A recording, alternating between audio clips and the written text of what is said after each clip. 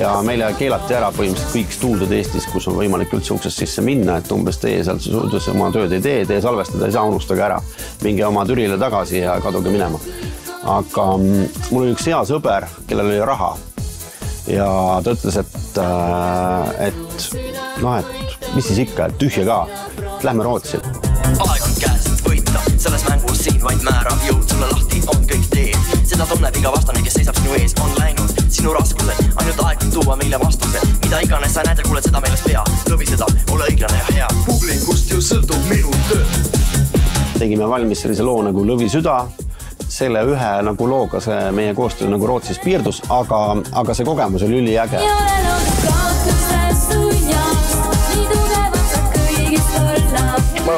Ma hoian su kätt. Ma hoian ta kätt üleval, noh. Väga hea.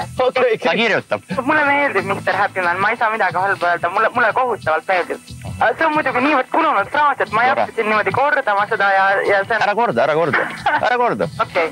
Mille poolest ta meeldib sulle? Meeldivad sulle tema laulud erinevad? Sulle meeldivad tema laulud rohkem kui kellegi teise omad? Kui teed omad? Ei, tähendab, mulle meeldivad laulud, aga mulle meeldib ta kui inimene.